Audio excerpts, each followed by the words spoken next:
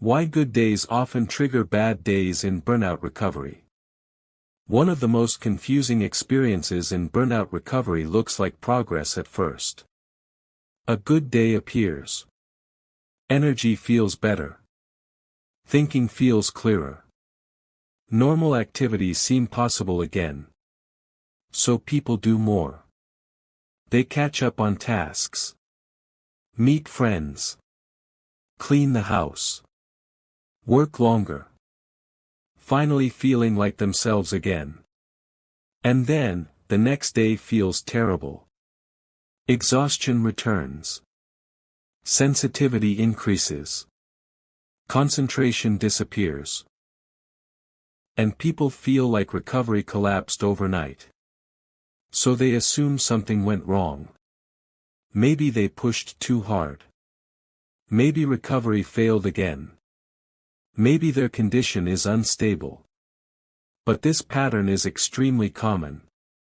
And it is not random. It is connected to how energy regulation works after long-term stress. Because during burnout, energy production and energy protection become unbalanced.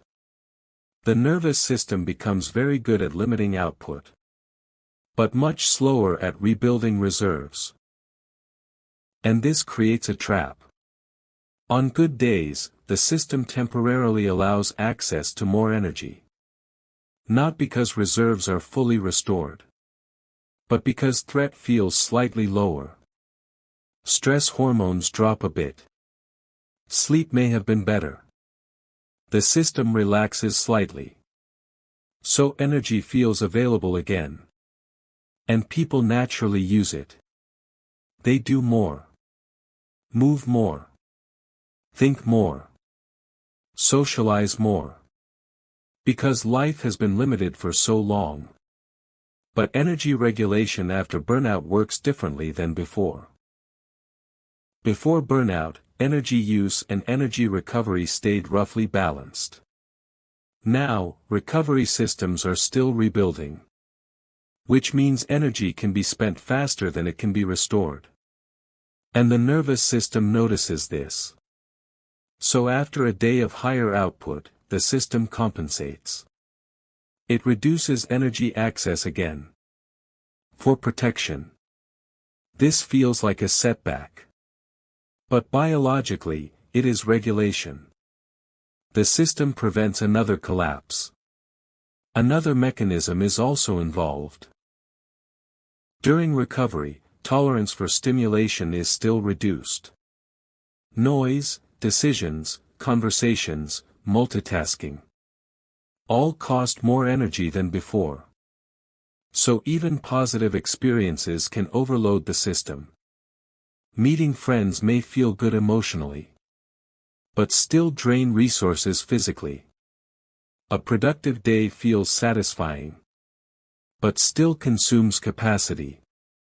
And the nervous system does not separate positive stress from negative stress very well. It measures total load, not intention. So a good day still increases activation. And activation requires recovery afterward. This creates a cycle many people misinterpret. Good day. Higher activity. Delayed exhaustion. Bad day. Reduced capacity again. And people think recovery is unstable. But the nervous system is simply adjusting output to match available reserves. Another biological factor plays a role here. After chronic stress, the body's stress hormones and energy systems do not fluctuate smoothly. They overshoot and undershoot. Like a thermostat that overcorrects. Too hot. Then too cold. Energy availability swings. Which creates unpredictable good and bad days. Until regulation slowly stabilizes again. And this stabilization takes time. Especially after months or years of overload. Another detail people rarely notice. On good days, warning signals become quieter. Fatigue feels less noticeable. Tension feels lighter. So people miss early limits. And by the time exhaustion returns, recovery debt already accumulated. Which makes the next day harder.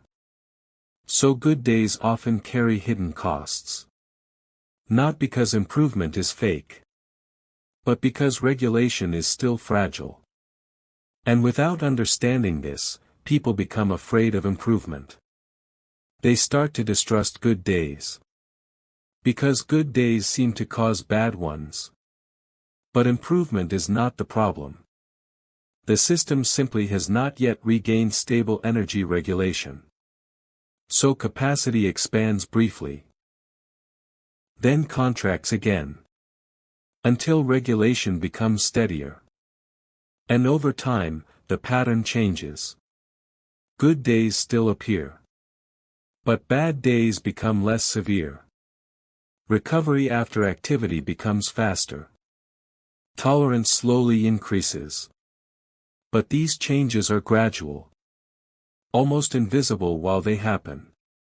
Which again makes recovery feel inconsistent. So if good days are often followed by difficult ones. If activity seems to cause exhaustion later. It does not automatically mean recovery is failing. It often means the nervous system is still learning how much energy is safe to use. And that learning process includes overshooting limits. Then correcting again. Understanding this does not remove bad days. But it explains why they appear after better ones. And when patterns begin to make sense. Frustration often decreases. Not because recovery suddenly becomes easy. But because reactions stop feeling random.